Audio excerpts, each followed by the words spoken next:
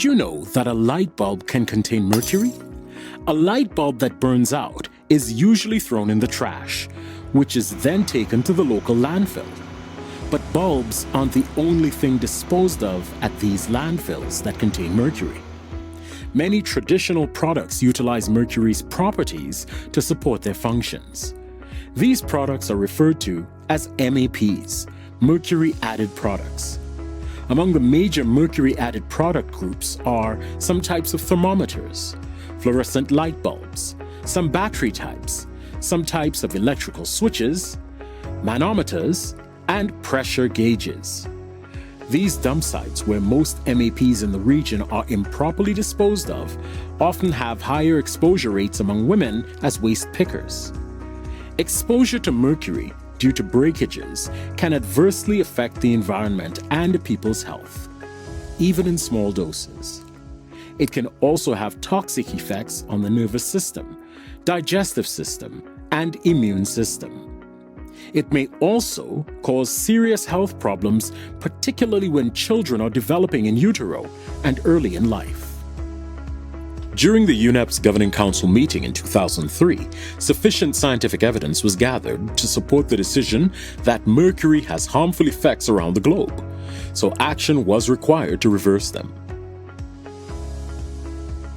In the Minamata Convention on Mercury, anthropogenic emissions of mercury and mercury compounds are limited for the benefit of human health and the environment.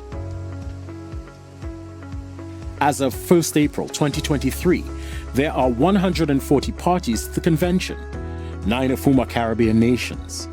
It is imperative that countries adopt an environmentally sound life cycle approach for the management and disposal of mercury waste.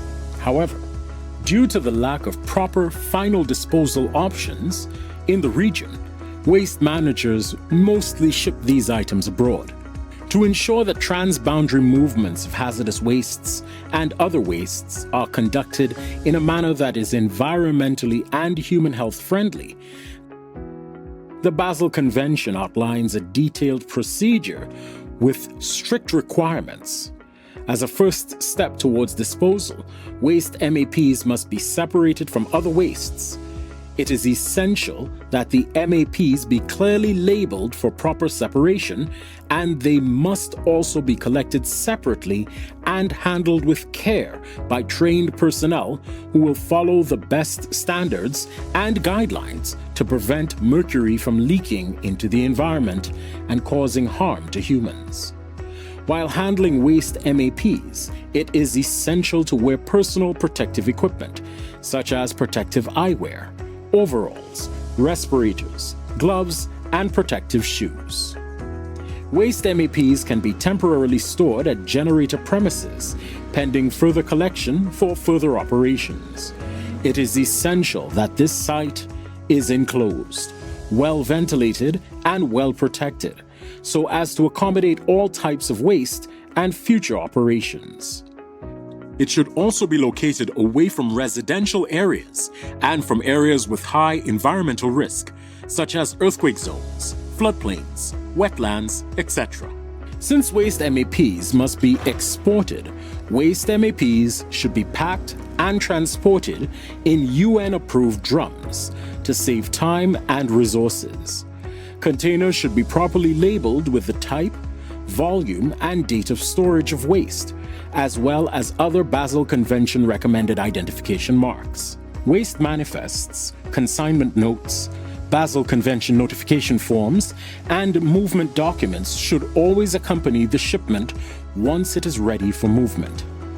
You should be aware of your country's regulations for transporting dangerous goods on the roadways. Waste MAPs should be treated as hazardous waste streams within the wider framework of waste management implemented by a country. Above all, the safety of workers involved at each stage must be considered. An organization should conduct an exposure assessment to determine the potential exposure pathways, likelihood, and extent of impact. Managing MAPs doesn't require starting over or reinventing the wheel, but we need to get it done right.